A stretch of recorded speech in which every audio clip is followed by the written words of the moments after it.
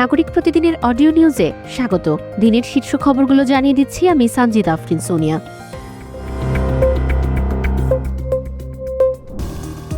দেশের বিভিন্ন অঞ্চলে অতিবৃষ্টির কারণে সৃষ্ট জলাবদ্ধতা ও বন্যা পরিস্থিতি মোকাবিলায় মাঠ প্রশাসনকে সর্বোচ্চ সতর্কতা ও সমন্বয়ের নির্দেশ দিয়েছেন প্রধানমন্ত্রী তারেক রহমান।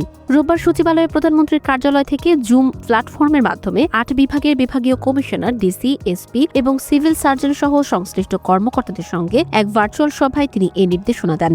প্রধানমন্ত্রী স্পষ্ট জানিয়েছেন, দুর্যোগপূর্ণ এই পরিস্থিতিতে মানুষের জীবন সম্পদ রক্ষায় প্রশাসনের সর্বোচ্চ অগ্রাধিকার এবং এখানে কোনো গাফিলতি সহ্য করা হবে না। তিনি আশ্রয় কেন্দ্রগুলোকে পর্যাপ্ত স্যানিটেশন, বিদ্যুৎ ও নিরাপত্তা নিশ্চিত করার পাশাপাশি নারী, শিশু ও গর্ভবতীদের বিশেষ যত্নের নির্দেশ দেন।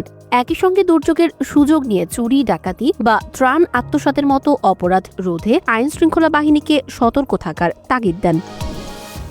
বিদেশে উচ্চশিক্ষার প্রলোভন দেখিয়ে সাধারণ শিক্ষার্থীদের কাছ থেকে কোটি কোটি টাকা হাতিয়ে নেওয়ার অভিযোগে বিএসবি গ্লোবাল নেটওয়ার্কের স্বত্বাধিকারী মোহাম্মদ খায়রুল বাশারের প্রায় ৩৩ কোটি টাকা মূল্যের স্থাবর সম্পত্তি ক্রোকের আদেশ দিয়েছেন আদালত। সিআইডির আবেদনের পরিপ্রেক্ষিতে সিনিয়র স্পেশাল জজ আদালত এই আদেশ জারি করেন। রোববার সিআইডির বিশেষ পুলিশ সুপার জসিমউদ্দিন খান জানান, খায়রুল ও তার চক্র আমেরিকা, কানাডা সহ বিভিন্ন দেশে স্বল্প খরচে পড়াশোনার মিথ্যা আশ্বাস দিয়ে প্রতারণা চালাত। মানি লন্ডারিং প্রতিরোধ আইনে দায়ের করা মামলার তদন্তে তার বিপুল অবৈধ সম্পদের খোঁজ মেলে, যার মধ্যে 2 স্ত্রীর নামে ফ্ল্যাট, নিজস্ব 2টি বহুতল ভবন এবং প্রায় ৩,৫০০ শতাংশ জমি রয়েছে। গত বছরের জুলাইয়ে গ্রেপ্তারের পর বর্তমানে তার বিরুদ্ধে তদন্ত চলমান রয়েছে। বাংলাদেশের 20টি অঞ্চলের ওপর দিয়ে ঘণ্টায় সর্বোচ্চ 60 কিলোমিটার বেগে অস্থায়ীভাবে ঝোড়ো হাওয়া সহ বৃষ্টি বা বজ্রবৃষ্টির পূর্বাভাস দিয়েছে আবহাওয়া অধিদপ্তর। আবহাওয়াবিদ এ.কে.এম. নাজমুল হকের দেওয়া অভ্যন্তরীণ নদীবন্দরগুলোর পূর্বাভাস অনুযায়ী রংপুর, ঢাকা, চট্টগ্রাম, সিলেট, খুলনা ও বরিশাল সহ দেশের 20টি অঞ্চলের নদীবন্দর সমূহকে 1 নম্বর সতর্ক সংকেত দেখাতে বলা হয়েছে।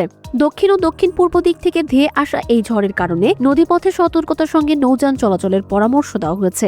এছাড়া পরবর্তী 24 ঘণ্টার আবহাওয়ার পূর্বাভাসে জানানো হয়েছে, দেশের অধিকাংশ জায়গায় হালকা থেকে মাঝারি ধরনের বৃষ্টিপাতের পাশাপাশি কিছু কিছু অঞ্চলে ভারী থেকে অতি ভারী বর্ষণ হতে পারে। তবে সারা দেশে দিন ও রাতের তাপমাত্রা প্রায় অপরিবর্তিত থাকবে। ইরান যুদ্ধের উত্তেজনার মধ্যেই চলতি বছর বিশ্বজুড়ে খাদ্য সরবরাহ ও মূল্যের ওপর দ্বিতীয় বড় ধাক্কা দিতে পারে জলবায়ুর চরম অবস্থা সুপার এল নিনো। অর্থনীতিবিদদের সতর্ক বার্তা অনুযায়ী প্রশান্ত মহাসাগরের তাপমাত্রা অস্বাভাবিক বৃদ্ধির এই প্রভাব 2028 সাল পর্যন্ত স্থায়ী হতে পারে। যুক্তরাষ্ট্রের সংস্থা নোয়া এবং ব্রিটিশ সংবাদ মাধ্যম গার্ডিয়ানের তথ্য মতে 2026-27 সালের এই এল নিনো চক্র বিশ্বব্যাপী খরা ও বন্যার ঝুঁকি বাড়িয়ে ফসল উৎপাদন মারাত্মকভাবে ব্যাহত করবে। গোল্ডম্যান স্যাক্সের বিশ্লেষকরা জানিয়েছেন, ভারতে ইতিমধ্যেই বর্ষা ব্যাহত হওয়ায় গম, চাল ও আখের উৎপাদন ঝুঁকির মুখে পড়েছে, যার ফলে খাদ্যপণ্যের দাম 15.8% পর্যন্ত বাড়তে পারে।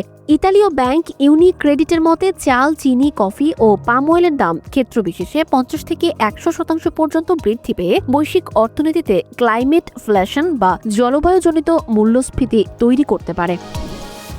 ইরান তাদের সাম্প্রতিক হামলায় ক্ষতিগ্রস্ত পরমাণু স্থাপনাগুলো পুনর্নির্মাণ ও সচল করার জোর প্রচেষ্টা চালাচ্ছে বলে দাবি করেছে মার্কিন সংবাদ মাধ্যম CNN. Institute for science and international সিকিউরিটির সহযোগিতায় প্রাপ্ত বিভিন্ন স্যাটেলাইট চিত্র বিশ্লেষণ করে এই প্রতিবেদনটি প্রকাশ করা হয়েছে। প্রতিবেদনে বলা হয়েছে, তেহরানের সুরক্ষিত সামরিক কমপ্লেক্স পারচিনে নতুন করে নির্মাণ কাজের লক্ষণ দেখা গেছে। হামলার পর তৈরি হওয়া গর্তগুলো প্রথমে ঢেকে এবং পরে কংক্রিট মেশানো ট্রাকের সাহায্যে স্থায়ীভাবে মেরামতের কাজ চলছে। এছাড়া পিক্যাক্স মাউন্টেন এলাকার একটি গোপন টানেলে সন্দেহভাজন ট্রাক চলাচলের চিত্র ধরা পড়েছে। বিশেষজ্ঞদের মতে পারমাণবিক অস্ত্র তৈরির বিস্ফোরক উপাদান মজুতের এই তৎপরতা যুক্তরাষ্ট্রের সঙ্গে হওয়া পরমাণু সমঝোতার শর্তের স্পষ্ট লঙ্ঘন। তবে এ বিষয়ে ইরানের কোনো আনুষ্ঠানিক প্রতিক্রিয়া পাওয়া যায়নি। ফুটবল বিশ্বকাপের সেমিফাইনালে আর্জেন্টিনার রেকর্ড অত্যন্ত গৌরবময় ও নিখুঁত। আগামী 15 জুলাই ইংল্যান্ডের মুখোমুখি হওয়ার আগে ইতিহাস বর্তমান বিশ্ব চ্যাম্পিয়নদের পক্ষেই কথা বলছে, কারণ আলবি সেলেস্তেরা বিশ্বকাপের শেষ 4-এ উঠে কখনোই হারেনি। ইতিহাস পর্যালোচনা করলে দেখা যায়, আর্জেন্টিনা এ পর্যন্ত মোট 6 বার সেমিফাইনাল কিংবা সমতুল্য পর্বে উঠে প্রতিবারই ফাইনালে জায়গা করে নিয়েছে।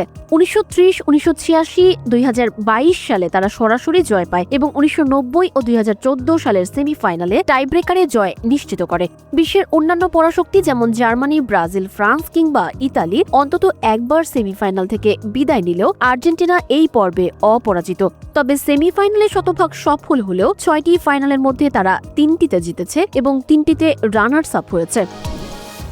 রাজধানীর Radisson blu Dhaka water garden হোটেলে জাঁকজমকপূর্ণ এক আয়োজনের মধ্য দিয়ে অনুষ্ঠিত হল মিস ওয়ার্ল্ড বাংলাদেশ 2026-এর গ্র্যান্ড ফিনালে। এবারের আসরে বিচারকদের মূল্যায়নে সৌন্দর্য, বুদ্ধিমত্তা ও আত্মবিশ্বাসের পরিচয় দিয়ে মুকুট জিতে নিয়েছেন সামাঞ্জার সাইদ। প্রতিযোগিতায় প্রথম রানার আপ হয়েছেন স্বাগতা সাহা এবং দ্বিতীয় রানার আপ লাবিবা মানজুর। আজরা মাহমুদ ট্যালেন্ট ক্যাম্পের নতুন পরিচালনায় এবার প্রতিযোগিতায় মূল লক্ষ্য ছিল তরুণীদের সমাজসেবা ও নেতৃত্ব গুণের বিকাশ ঘটানো। বিজয়ী সামাঞ্জার সাইদ আগামী আগস্টে ভিয়েতনামে অনুষ্ঠেয় 75তম মিস ওয়ার্ল্ড ফেস্টিভ্যালে বাংলাদেশের প্রতিনিধিত্ব করার গৌরব অর্জন করলেন। আগামী কয়েক সপ্তাহ তিনি আন্তর্জাতিক মঞ্চে নিজেকে প্রমাণের জন্য ব্যক্তিত্ব উন্নয়ন ও সামাজিক সচেতনতামূলক বিভিন্ন মানবিক কার্যক্রমের প্রস্তুতি নেবেন। এই ছিল আজকের শীর্ষ খবরগুলো। প্রতিদিনের অডিও নিউজ শুনুন আমাদের ওয়েবসাইট, ইউটিউব চ্যানেল ও ফেসবুক পেজে।